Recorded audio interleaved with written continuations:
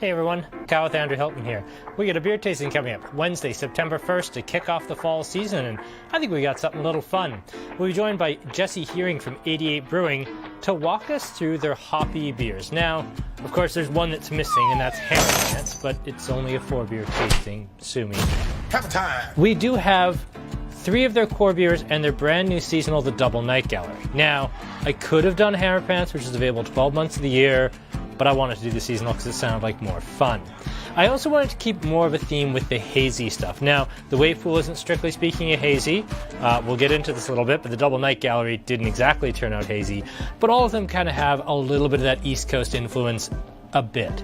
Now, I have never had all 4 of these beers side by side, and more than that, I'm convinced that all of these beers have slowly changed. Now, I know for an absolute fact that Wave Pool has changed pretty substantially since its launch.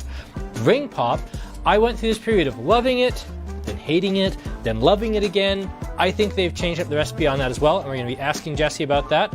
We'll ask him a little bit about their best-selling beer, the Night Gallery, NEPA, and then we'll dig a little bit into making a double hazy IPA and why sometimes it doesn't turn out hazy. So, all that and more coming up Wednesday, September the 1st at 6 o'clock. Hello everyone, welcome to our Wednesday night beer tasting. Tonight we are going to be tasting some hoppy beers by 88 Brewing, and I am joined, I think as I have been every time we've done an 88 feature, by Jesse Heuring from 88. Jesse, how are you tonight? Good, how about everyone else? It's going to be a beautiful night. We got some hoppy beers to drink, and that's just what I like. So we got 3 beers here from your core range, and then 1 that's a seasonal. Now we're going to start everybody off here with the Night Gallery Pale Ale, which, at least for me, I think this has been our best-selling 88 beer. Is this the best-selling 88 beer overall? For me, it's between that and Wave Pool. It depends, throughout the year we'll find that all of a sudden the Night Gallery is taking off, which it is right now. We're actually out of stock of it at the brewery. But for the most part, it usually is Wave Pool, just slightly ahead. Like I said, it's kind of a back and forth thing. Well, let's talk a little bit about the core beers that you folks do for our IPAs and hoppy beers. You've got Night Gallery, Wave Pool, Ring Pop, and then the Hammer Pants. Now, obviously, Hammer Pants is a new arrival to the core line. Ring Pop in the earliest days wasn't a core beer either. What was the launch range for 88 when you first rolled out? What was the core beers then? The core beers when we first opened up. So our very first brew was actually Dial Tone. I don't know if you remember that. That was an ISA. That got taken out of the lineup, just what we saw with sales and everything like that. Second, there was Hologram, Night Gallery, Wave Pool. We had Cecil, our Belgian double. Duotang, that one's been there since the very beginning. And Tiffany, of course, which you can still find around at a few places. But for the most part, it is out of the core lineup. But we'll see if we get some more tank space here shortly. We might be able to bring it back, because I know a lot of people do really love it. And I still remember Cassette. I don't know if that was necessarily there on day one. I was just about to say Cassette was the other one I was missing, which I do miss sometimes. It's nice having easy drinking Belgian pale. So is Dial Tone and Dial Up related at all, or just similar names that both use the word dial? Yeah, it was just similar names, I guess. Apparently they have a whole spreadsheet full of 80s kind of names. Well, that's fun. Yeah, Cool. So within the range, you've got your core beers here along with the Hammer Pants, and then you do a lot of, one-off IPAs, but you've actually introduced a whole one-off IPA series that has separate packaging, and we just got the soft serve yesterday, which is a vanilla hazy IPA. Yeah, vanilla with lactose sugar. It says milk sugar on it, but lactose. Yeah. And yes, Kevin, I miss Dial Up too. I ask Jesse about Dial Up every single time I'm there. He's really sick of hearing about it. Yeah. No, we get a lot of requests for it, so it will probably make a return. I think Power Wheels is going to come first. I know that was one of the other fan favorites. So. Boo, Power Wheels. But I mean, yay. You like Power Wheels? I liked Power Wheels. I just love Dial Up. I'm sorry. It's my favorite thing you make. Know. So Night Gallery, maybe not your best-selling beer. It's behind Wave Pool, but at least for me down here, it's the one that we sell the most of, and it's the one that, it's the one that to me kind of typifies 88 the most, at least in my own mind. tell us kind of where this came from, what the inspiration was, and where it fits into the 88 kind of hoppy library in your own mind, Jesse. Yeah, for sure. So like I said, it was one of our first brews that came out there. Hazy Pale Ale. We used to actually call it New England Pale Ale. I believe I actually said NEPA on the bottle back when we used to use bottles. Just easier. More people know what a Hazy Pale Ale is, but it is New England Pale Ale by style. The Night Gallery, for those of you who don't know, used to be an iconic nightclub here in Calgary, even before my time. So I never went there. I think it was closed down before I turned 18. But yeah, it was just a place all about inclusivity, having fun and everything. We kind of wanted to relive that with the Night Gallery. And yeah, it's awesome. That's taken off. And it's one of our flagship core beers and one of our best sellers. Yeah, and then more about it, obviously, as the name dictates, cloud juice. Nice, super juicy, just from the top additions. We use East Coast style hops from the Yakima Valley.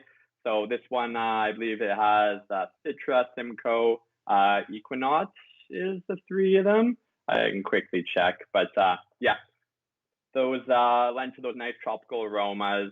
You get lots of grapefruit. I get stone fruit personally. Not as many people get that. Citrus and grapefruit is more common. And yeah, just a nice soft finish, subtle bitterness, super easy to crush. Yeah, I think this is one that I probably had on tap more than I've had out of can, which is unusual for me. But yeah, it's just an easy drinking everyday favorite.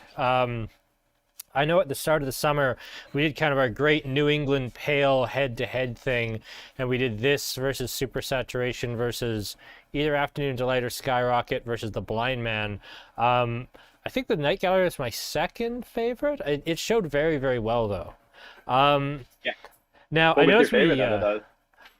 actually, you know, it was Super Sat, which surprised me. I thought the establishment was going to come one because I really like their IPAs as a rule, and I think that ended up coming in third after years. I think the Blind Man ended up coming fourth, which is kind of a shame because their New England Pale Ale, we wouldn't have the ridiculous NEPAs that we have here without that. But yeah, it just kind of, it ended up at the tail end. And Eric, you're right, the Owl does not have the Night Gallery on tap anymore. Fun story, it's Wave Pool now.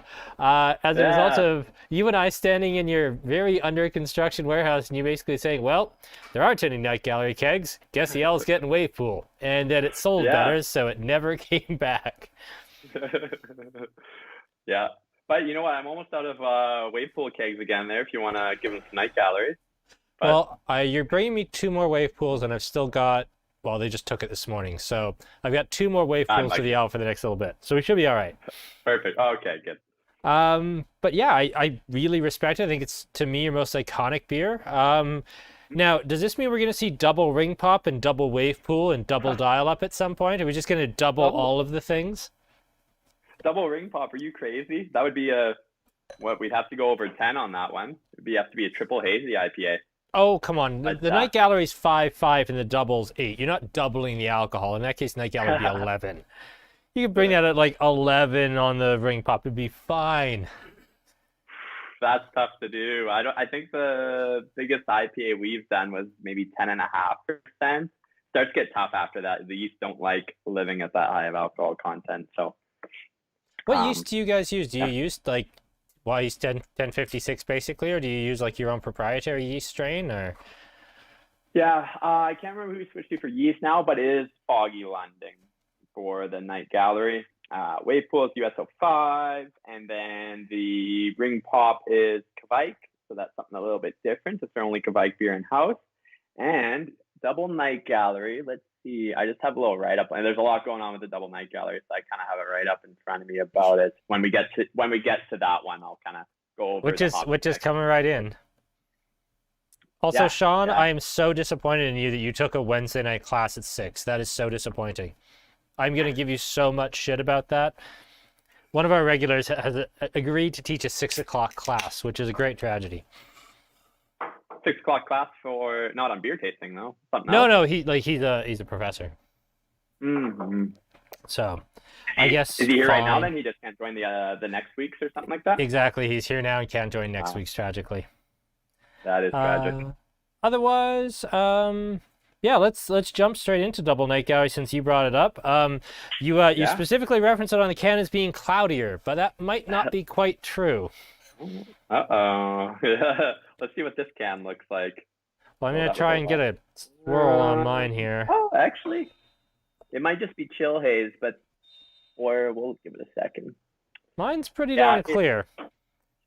yeah, pretty clear. So tell me I, about the. I was giving you a hard time about double everything. Tell me about the idea behind making Double Night Gallery. Why of all the beers in your core range was this the one screaming to be doubled? yeah, so like we said, it's one of the fan favorites and one of the best sellers, your bestseller. It's between that and Wave Pool. And we just thought that Night Gallery just being an iconic place for a third year anniversary, we're like, well, let's just make it a double, inverse the colors. As you can see on the cans, I guess everyone's see in front of you. They look quite similar, just inversed, obviously, the stripe in the background color. Yeah, and we just wanted to do something big and crazy, use some new hopping techniques, which actually kind of came back to bite us in the ass with the whole non-hazy thing, but I'll go over that in a second. And yeah, no, it just seemed fitting for our third year anniversary. Should have done for a second, I guess. You know what? I think it's a cool beer. Yeah. I'll notice that it is quite a bit sweeter. I don't get as much perceptible bitterness and kind of the really pretty grassy thing that I get right before I get the stone fruit and the citrus. It disappears a little bit. It seems rounder, fatter, richer. Is that just the trick of the higher alcohol, or is it maybe just something a little bit different with those slightly different hopping techniques you were talking about? Yeah, there's a few different things going on. So definitely the sweetness, we have to balance that alcohol content and all of those additional hops with sweetness. So I'm guessing that they did mash a little bit higher when they were making this beer, maybe add a little bit more dextrose. I'm not 100% sure on the whole process. But yeah, definitely is sweeter. As with most of our big IPAs, you got to make them a little bit sweeter to balance everything out. And people love sweet, even if they say they don't like a sweet beer. Everyone always seems to love a sweet beer. And yeah, in terms of if you get just a subtle grassiness and a little bit different hop profile, that's because in this one, so I can go over here now. I have it in front of me just to make sure I don't screw this up. We have used a few of these techniques before, but so it has its typical Equinox, Simcoe, Citra. All of it's done in the Whirlpool, which I don't know if that's the same for the Night Gallery. I thought there were some boil hops, but there are none in this one. So that's why you have a very low perceived bitterness with it as well. And then we use incognito, cryo, and dip hopping. Dip hopping is another technique where I guess that technically is in the kettle, but they say it's not. You use water that's at about 76 degrees, and then you put a certain amount of hops in there, and that extracts maximum flavor and aroma without getting any perceived bitterness. You're And almost like that's sous for videing the the hops or making a hop tea. Yeah, actually, that's kind of a hop tea actually is a good way. It's steeping hops pretty much. So it's not something we've done on a full scale before. So this was our first beer doing that, and now that's not what caused it to not quite be hazy.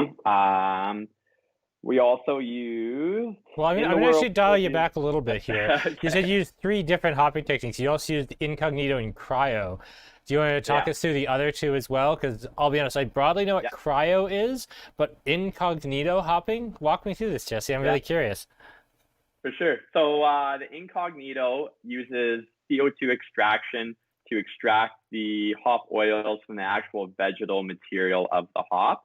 So then it is supposed to take away, when you do a heavily hop beer, you take away a lot of that grassiness that you'll get if you were just use traditional pellet hops, something like that. There's usually way more vegetal flavor. But if you want all that flavor and aroma without that vegetal flavor, incognito is a great way to go about it. Just like I said, it's extracted all of those oils from the hops themselves. The reason why we don't use it in all of our beers, we get higher yields as well, and it kind of makes sense, but it is very expensive is the issue, and hard to get sometimes. Excuse me. This isn't something you're doing on the brewery floor. This is something you buy from a lab somewhere. Yeah, exactly. Yeah, it comes in like this little, I don't know, a little white container like this, and it's just like this oily sludge that you pour out. Doesn't look very appetizing. Yeah, I was going to say, it sounds so appetizing when you describe it as hop goo. Yes. Hop goo sludge, yeah. All right, okay, and then, so In the whirlpool, it says we use Citra, Citra Cryo, Citra Incognito, Simcoe, which I guess would be pellets most likely, Simcoe Cryo, and Equinaut Incognito. So sorry, it was the same hops I said at the beginning there, but it's just the style of them that we use. So it looks like we have 2 Incognitos and 2 Cryos in there. You want to walk me through cryo? Yeah, cryo's a little bit different where, again, they use, so cryo, like cryogenically, like freezing. So I'm not actually sure on the whole process of that one. I know they use it to, freeze the hop material, and they do something else different with it. Maybe, do you know exactly what they do with cryo? I know it's a method that kind of does what you were saying. It's a method of like cold extracting purified hop essence or hop oil, which again reduces some of the vegetal notes and drives up the fruitiness, drives up some of the stone fruit and tropical notes, and does away with some of that grassiness. And I gotta say, I never want to be critical. Well, not on camera anyway. I kind of miss some of the grassiness in the night gallery with the double night gallery. It's almost too candied, too jujube. I miss a little of the grippiness of Night Gallery. It's a higher alcohol beer, and it almost feels like a softer version of Night Gallery, which is funny. A little. Oh, What's that? what's this audio glitch? Huh. There you go. Oh, That really changed me. Yeah, definitely. I know what you mean. Is everything good there? Yeah, I think it cut out for a second. it cut out for a sec. We lost you for about 10 seconds, but you're back. Okay. I guess what I was saying is, it might have just lost a little bit of that body and everything. Like I said, with just the Night Gallery being a lot hazier, a lot of those proteins, a lot of everything else dropped out of suspension. And like I said, it's missing a little something there. We'll see on the next batch if it changes at all. But I can go along and say, so we did find out what happened with why it didn't turn out as the can states, cloudier and juicier. I think it's definitely juicier. Cloudier is a bit of a controversial one. Yeah, it is quite juicy still, like you were saying, a little bit sweeter, and you get those candy notes and everything. But the cloudier, we talked to one of the other breweries in town here, and they had a similar problem with one of their beers. And it's something that we rarely do. I think we only did it with one other beer, if I'm not mistaken. But we dry hopped at high Krausen, which is when the beer is at the height of its fermentation, it's going crazy and everything like that. You throw the hops in at that point, which normally we wait until after it's done fermentation. And the reason for that is that we can't harvest the yeast if we dry hop at high Krausen. So usually we harvest yeast and reuse it over and over for generation after generation until it's not viable anymore. With this beer, since it was special, we were just like, oh, we'll use this one batch of yeast and then throw it out afterwards. Now, the other brewery told us that they were doing it with one of their beers, and they had the exact same problem. It was supposed to be super hazy and everything, and it came out like crystal clear like this. And they couldn't figure it out either until they changed that one variable of dry hopping at high Krausen. And here we go again. And I might be cut out there. You were cut out there for a sec. Yeah, okay, we're back again. There we go. I'm blaming the dog. I know he's locked in the garage, but it's all the dog's fault. Oh, Fred, poor guy. Poor Fred. He's just sleeping. We're at the park. He's all good. But that's what I can say about Double Night Gallery, pretty much. Oh, they had the yeast there. Yeah, London Ale 3 yeast. There we go. Yeah. And then there was one other thing that was interesting about it that I wanted to say. Maybe not. Yeah. Eric, you're not the only one who misses great grassiness. I also really love grassiness in IPA. I think it's one of the core components of it. I think that's part of why I love Dial Up so much, as it has that like grassy Sauvignon Blanc character that's coming from the White Holler Tower. I don't really miss it here so much. I think if we were having this not right next to the classic Night Gallery or the Wave Pool, we wouldn't miss it as much. I do find that side by side, the difference is a little more stark. I've drank some Double Night Gallery just on its own, and I thought it was a very, very good IPA. It's just right next to the Night Gallery, you do kind of notice that the grassiness is a little absent. Hello, Justin. Nice to have you aboard. And Eric, the oily sludge tasting will return. Imperial Stout tasting will come back at some point. Ooh, actually, I also do want to. sorry. I wanted to stay with this too. Actually, I noticed like yeah, it definitely has missed something else on the tail end. I noticed is a little hot, like alcohol-y tasting. I just noticed that on my last sip. I think that's probably as it's warming up. I've Yeah. honestly become such a giant baby about alcohol. Like when I did my W set, it became a running joke at my W set 3 class that I couldn't perceive alcohol because I got brought in to sell single malt scotch. So they'd be tasting like a 15.5 Australian red, and everyone's like, "Oh God, it's so boozy." I'm like, "No, this is great. It's fine." COVID's actually been great because I've done so much less whiskey tasting and so much more wine and beer that my palate's actually kind of come back down to not being the palate of a 55-year-old like bottle of vodka a day alcoholic.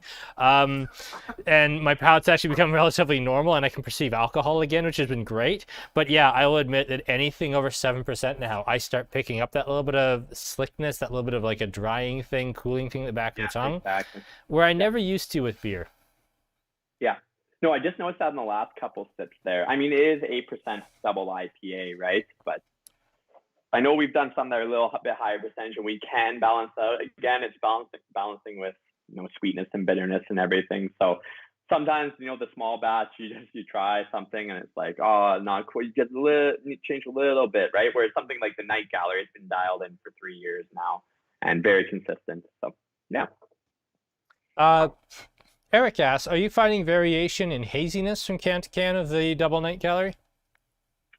No, I haven't opened a ton of them, but everyone I've talked to, it's pretty much, it looks like that. It's pretty much like wave pool is what it looks like. So when I poured that at first, I was like, oh, maybe a little bit. But right after it warmed up and got rid of that chill haze in the glass, I noticed it was, yeah, pretty much crystal clear. So we'll see how batch number 2 turns out. That one is being canned next Wednesday, I believe. So Cool. yeah. Well, let's go on to my favorite 88 IPA, not named dial-up. Let's go with Wave Pool. Now, with this one, I wanted to talk a little bit about, and I talked about this in the promo, kind of how recipes drift. And I know when I first started driving up, Wave Pool was my least favorite of your hoppy beers. Like, I really liked Night Gallery. Ring Pop had just kind of come out. I think Ring Pop came out the week after I started driving up, or 2 weeks after. And it became this absolute sensation. Wave Pool was always just kind of there. And then as time has gone on, it's just solidified its place as being, at least at the core range, just what's your favorite 88? Wave Pool. Like, no hesitation. This is the beer for me. How has the recipe varied? How has it grown? Where did the input come from? Was it from customers? Was it within the brew house? Was it a little bit of both? How do recipes change, and where's the impetus for change come from? When you have something that's selling as well as Wave Pool, it's kind of ballsy to change it, isn't it? Yeah, I know. Those are great questions. So what Wave Pool originally started as was our 4 owners, when they were home brewing, it was kind of that's what they really wanted. They had this recipe dialed in. It was good on their home brew system, what their palate was and everything like that. So pretty much you got a little fly in your glass there? I had a little fly in the glass and I could not coax him out, and eventually he flew out on his own. Good. Sorry, go ahead. And no worries. So yeah, with the Wave Pool, we changed. Originally, one of the main things that changed was that we used Sactois yeast, which is a kind of like hybrid. It's got a little bit of wild characteristics and everything. And the brewers honestly hated working with it. It takes way longer to ferment than a typical ale yeast. Just, I guess, the wild characteristics in there. Normally, those beers just take longer as it is. So we switched it to US-05 yeast. Switched up the hop profile completely. We have Galaxy in there now, I believe. We couldn't even get our hands on Galaxy when we first opened. Kind of need to get a little better in the good books with our hop supplier and everything. And, so we acquired some of those, changed that up. And other things with the recipe changed as well. I believe the water profile, and then as well, they dialed in the mash temperature a little bit. I think they brought it up slightly just to balance out. It is just slightly sweeter now to balance that hop bitterness. And yeah, honestly, it's like a completely different beer now, and in a good way though, because a lot of people that have been drinking it since we first opened, especially when I go and see lots of other like sales reps in the city and everything like that. They're like, oh, Wave Pool is my favorite 88 beer. And so, you know, it's awesome to get compliments like that. And in my opinion, it's one of my go-tos. You know, Wave Pool and Night Gallery are both, like, every time I have it, I really enjoy them. So there's something to be said about that. So I will say, Eric says that Wave Pool is on tap of the L. Yes, it is. Although I gotta say, like, if you're looking for 88 hoppy beers in this town, you're kind of spoiled for choice because Owl's pouring Wave Pool, Slice is now pouring Hammer Pants and Ring Pop. Jeff over at OJ's West, he gets kegs that I can't believe he gets kegs, man. Like, that guy gets kegs that I go there just to like have pints. Like, it's crazy the kegs that guy gets. I don't know how he convinces me. He's always just like, oh, hey, what do you got there? And I don't know. He's just a nice guy. So, yeah, sometimes I'm not going to complain. I get everything I want in cans. I don't even want the kegs. So, I'm not complaining. Hey, we'll hook you up with the kegs too if you ever want. So, but yeah. Luckily, we're recording this, so we have all of that on tape. Oh no.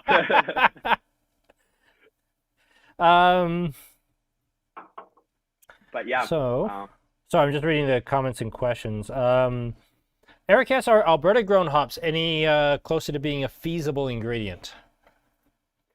Unfortunately, not for the styles of beer that we make.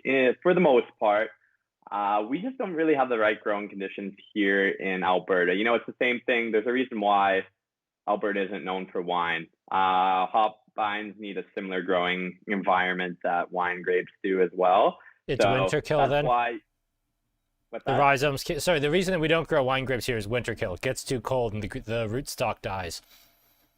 Oh, okay. Actually, then that's a little bit different. A hop plant can survive here. There's actually one of our owners has one in his backyard.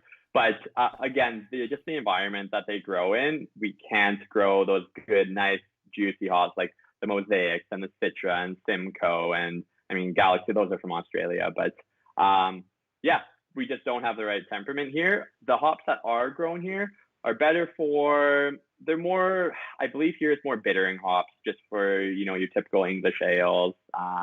You could use them for lagers and pilsners and stuff like that. But yeah, it's just, even they take a really long time to mature and everything. And I think the whole hop business is pretty crazy too, with being able to license certain hops. That's a big part of it as well. And I don't know that whole game either. You'd have to look into that a little bit more. But yeah, mainly the type of beers that we make, the hops here in Alberta aren't exactly ideal. So, unfortunately, Eric, I am not reading that question out loud to Jesse. I don't care how you ask. Nope, not happening. What is it? I mean, I can take it. I don't know what it is, but unless it's too inappropriate for the show. All right, fine. Eric asks, namesake comparison. Would you find more Band-Aids in urine at the Night Gallery or at the Southland Wave Pool?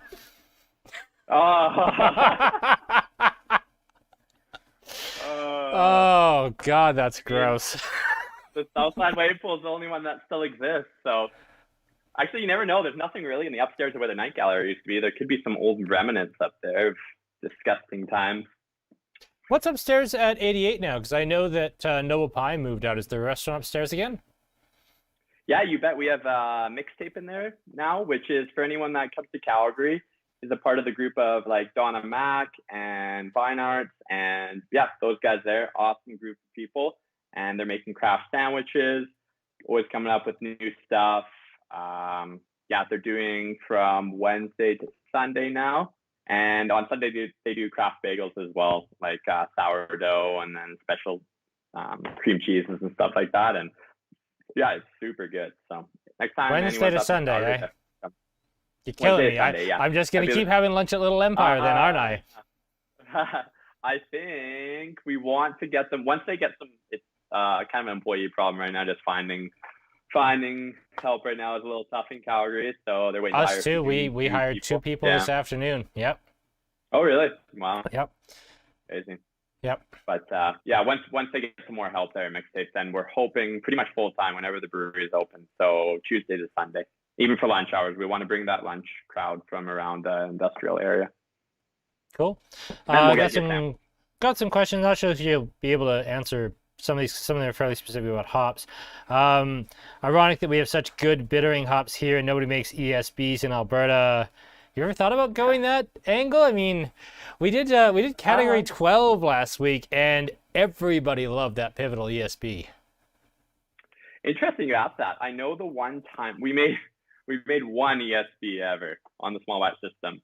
And actually the feedback on it was really good. Everyone was like, wow, this is like right on point for an ESB. And I had it, I was like, I don't know. I kind of like, it's not really my style either.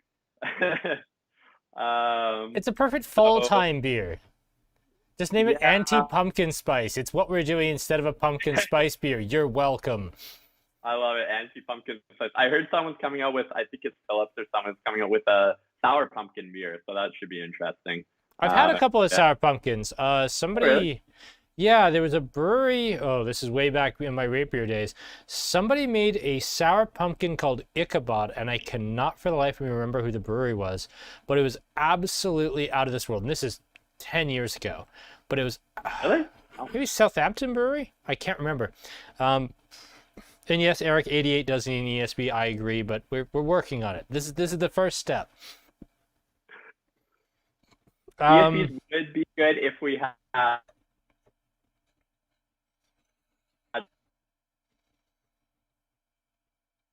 Well, we'll wait for Jesse here in a sec. He'll be back. I will point out we're not blaming the laptop. It's actually the tower tonight. Sorry, Jesse, we lost you for about 10 seconds there. We lost your answer on 88 making ESBs. That was all we lost. Oh, darn, you don't have that one on video then, so you can't. Nope. Craftily done, just jiggling the video outline. Yeah. So we had a couple other questions. Where do you sit on brewing with whole hop cones, fresh hop cones? Have you done it before, and where do you folks fall on that? Interesting. I believe that I think even when we first opened, I don't think we used whole cones. And it's not really something they're looking to right now. In the future, it'd be cool to try out. But, you know, now that I think about it, on our pilot batch system, we might have done a couple beers with it. I am not 100% familiar with kind of the different, you know, what it produces differently. I assume you get more vegetable flavors and everything like that, and it's more so for certain styles of beer. But again, like I said, with the styles of beer that we brew, we don't use whole cone at all right now. I will say that.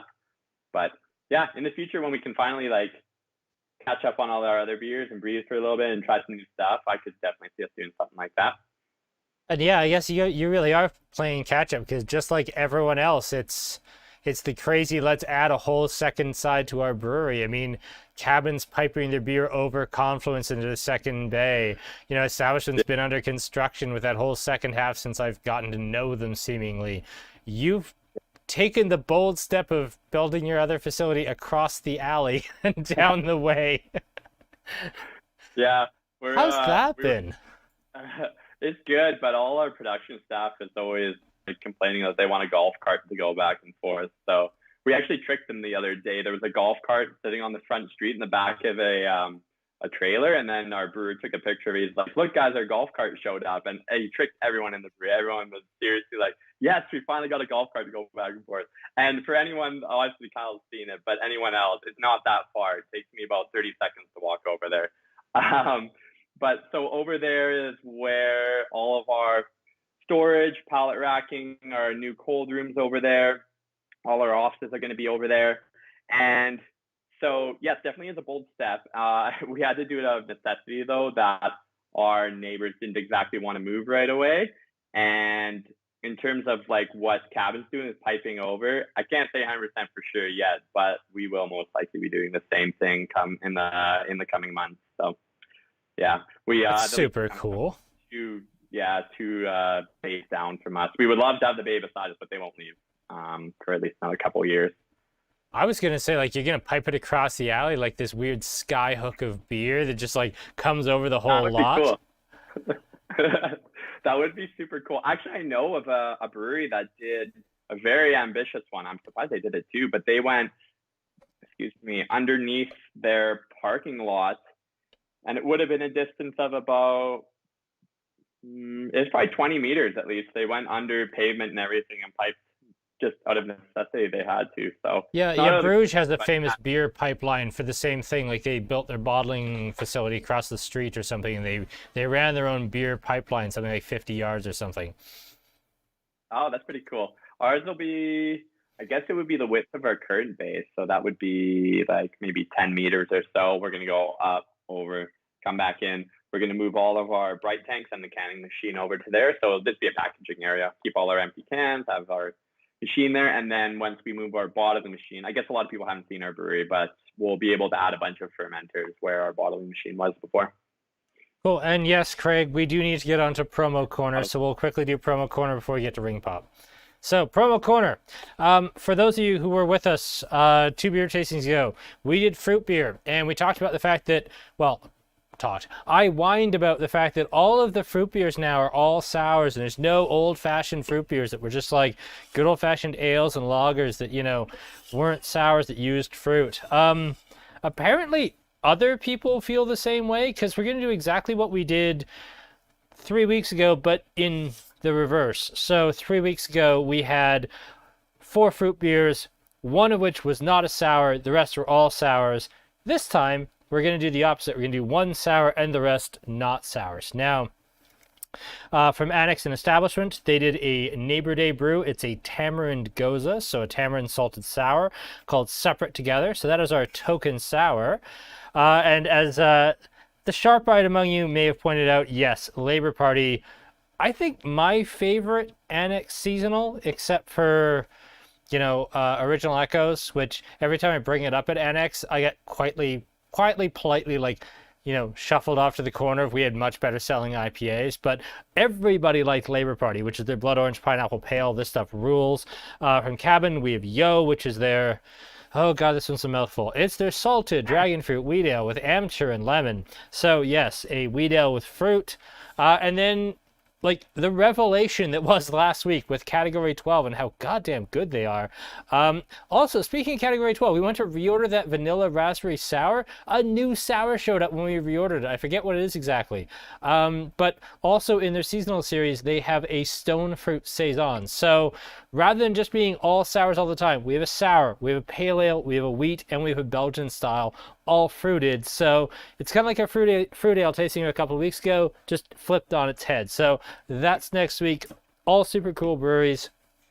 A favorite of everybody with Labor Party, because I really like Labor Party. I had a couple pints of that yesterday while I was waiting for the guys from Heathens to bloody show up. Yeah, super excited for this one. That's going to be great. All right. We've got apparently the Connect packaging of Ring Pop. Ring Pop, Jesse, the double dry hopped Kveik IPA from you folks. Yeah, I will say, actually, when you're talking about Labor Party there, I did the exact same as you last week. I had to stop by Establishment, so I went in there and had a Labor Party and a burger, and man, it is good. I really enjoy that beer. So I think it's my haven't favorite. tried the Separate Together though. I think it's my favorite seasonal from them. Yeah, NX. I like a lot of their seasonals, but Labor Party just does it for me. Really like that. Yeah, one. It was great. Yeah, so on to the the Ring Pop. Like I said, or like you said, you have the kind of Connect only packaging. So the reason why there's 2 different packaging out there right now. I guess I'll show everyone. Here's what you may have seen if you've had it before. The snowsuit packaging, yes. The snowsuit, the jackets, yeah. We've had this in jacket pack for over a year now, a year and a half or so.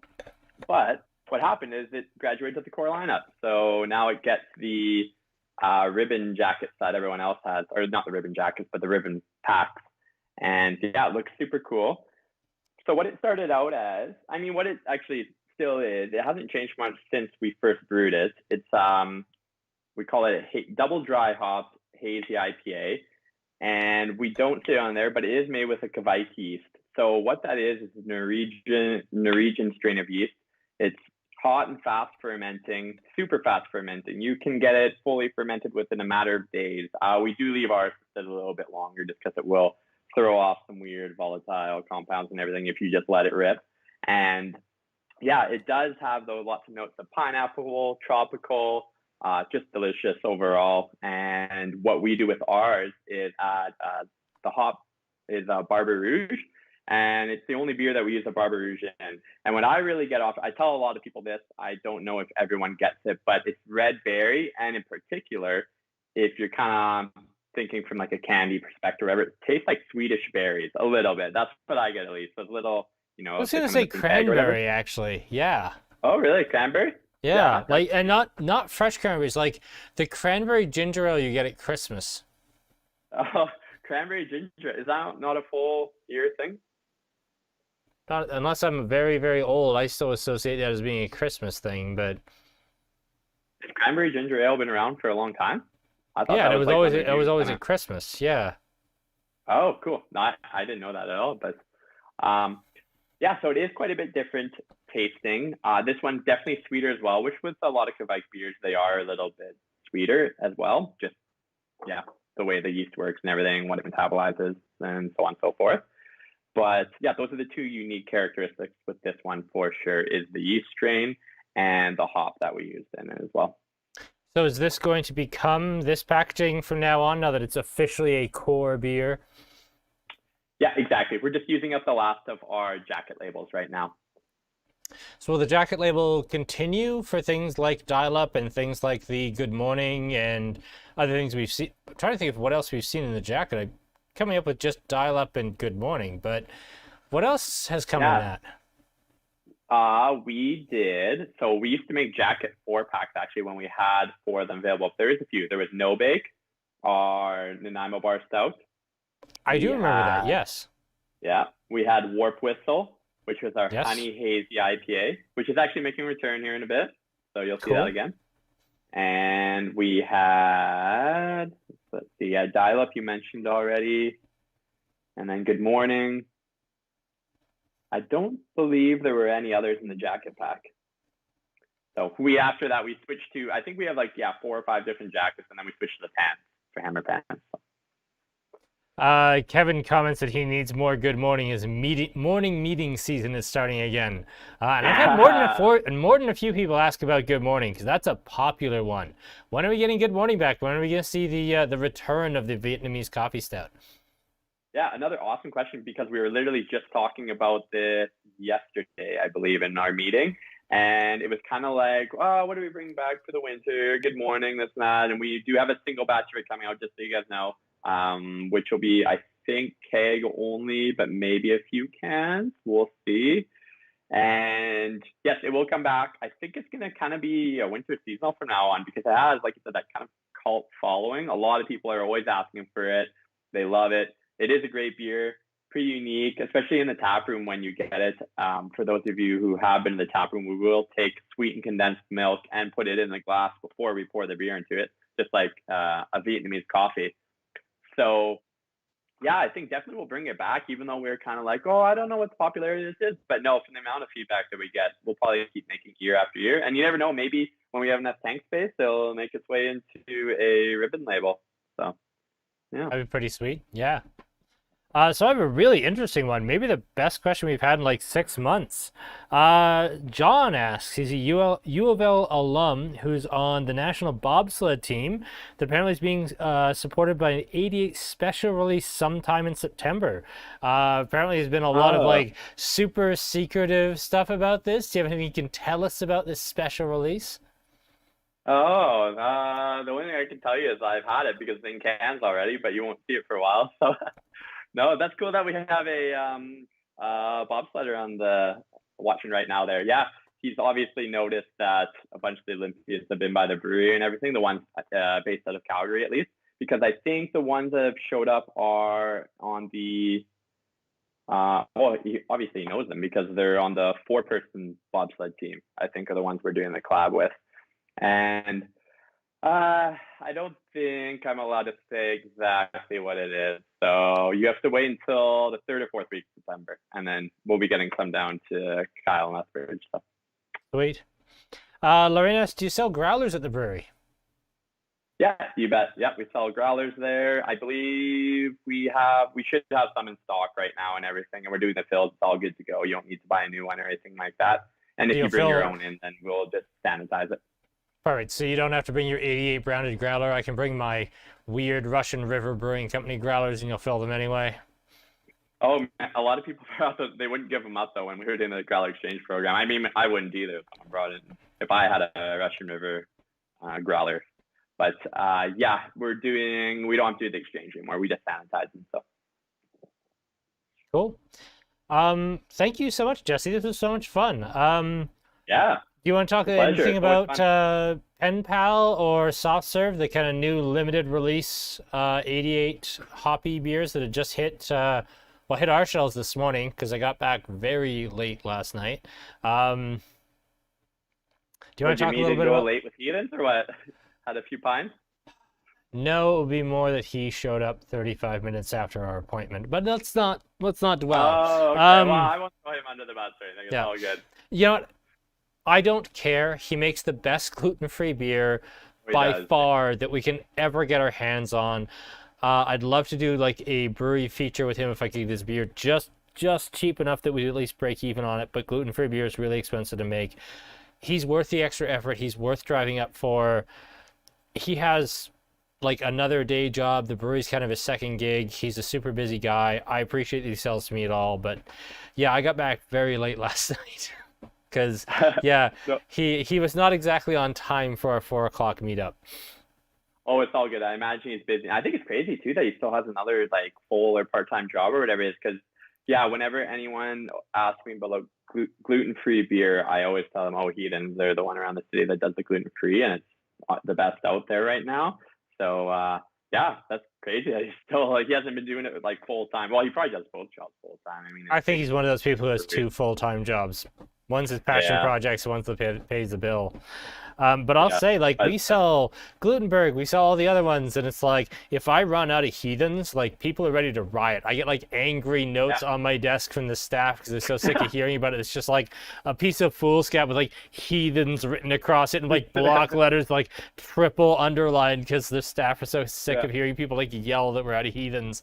It's that good. It's just, yeah, sometimes it's hard to get a hold of those folks. I do have a couple of questions from Eric here.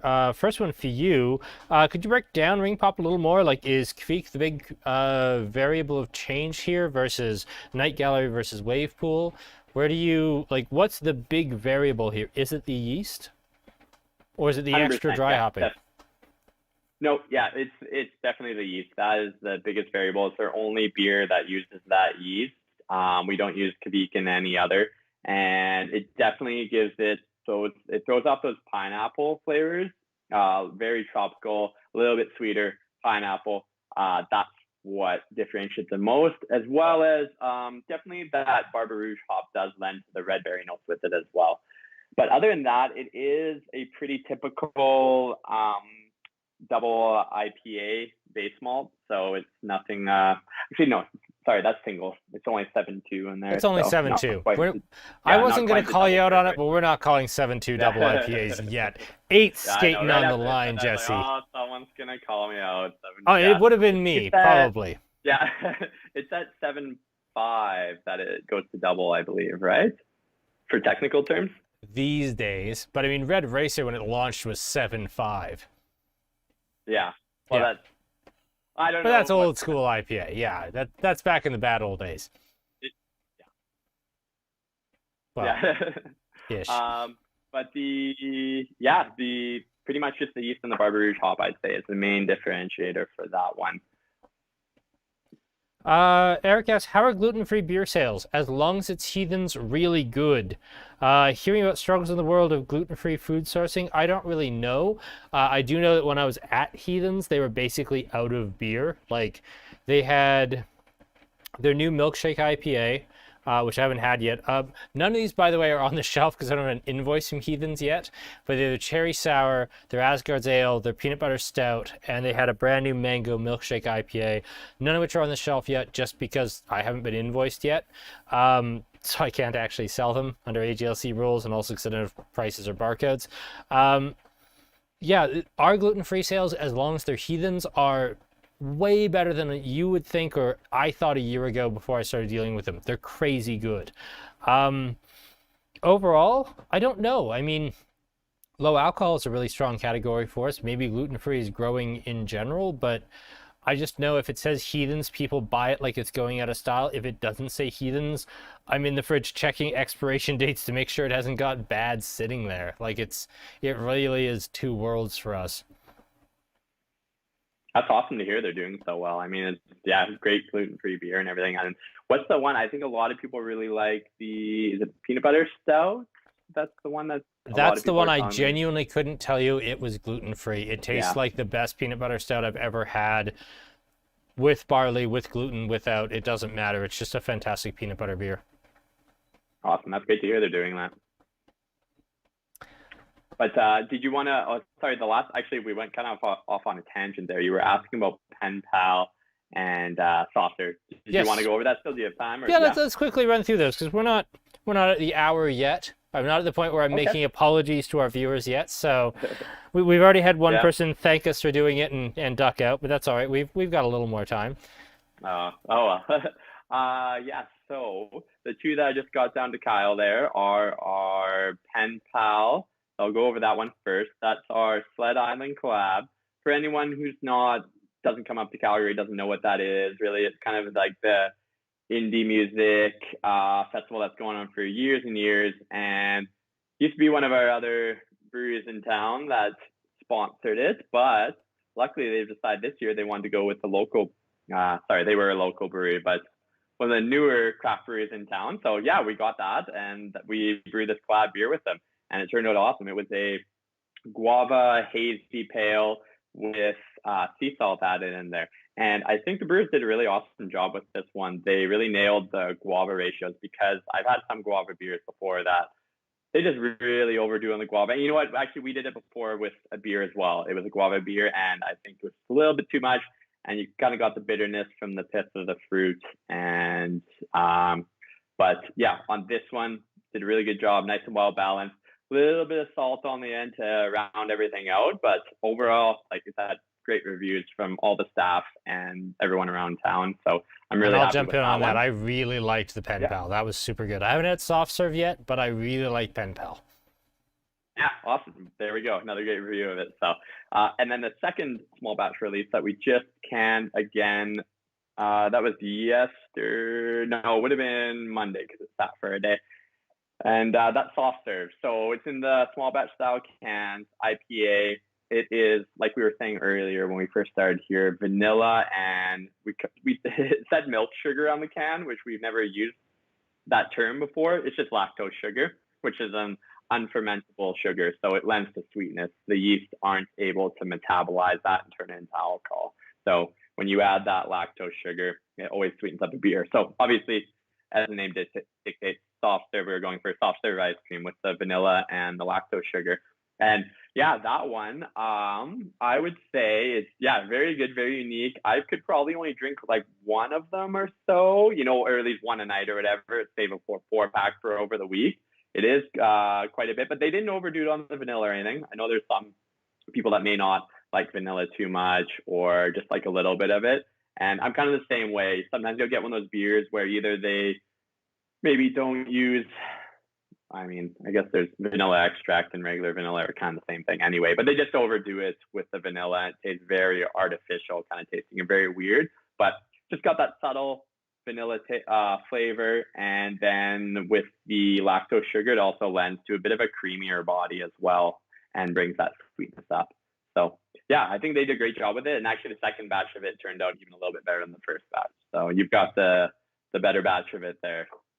Awesome. Jesse, thank you so much for doing this. I'm also not going to rank tonight because I don't rank in front of the people who work for the brewery because I think it's rude. But if I'm going to rank anything, Wave Pool won. Wave Pool is just my thing. It's what I like, except when dial-up's out. Yeah. So I'll get some dial-up for you. I'll just keep prodding at them and being like, bring back dial-up. Hey, you know what? I think I could sell an entire batch of dial-up down here. I mean, come on, between me and Jeff and the Owl and the Slice and people, I think we could get through an entire batch of dial up down here. Like an entire batch is, like we've talked about before, was 17.6 hectoliters for a single tank. So I mean, all in all, that's 120 flats, or you add some kegs in there and everything. Hey, between all of you, if you got everyone down in on it, I think you can almost sell a full batch for that. I think we just make it work. All right, everyone, we have to. Kevin says, "I will buy all the dial-up." Kevin, you would die. It's on video. We've got them. Perfect. All right. Well, thanks for having me, Kyle. It's always awesome as usual, and a lot of fun with you. And I love doing these tastings. So thanks. Cool. Talk to you, Jesse. Good night. All right. Later. And good night to all of you folks as well. Thank you so much for joining us. This was so fun. We have apparently sold an entire batch of dial-up to Kevin Magoo. So. Until next week, when we talk about fruit beer that is not sour, I will talk to all of you later. Good night.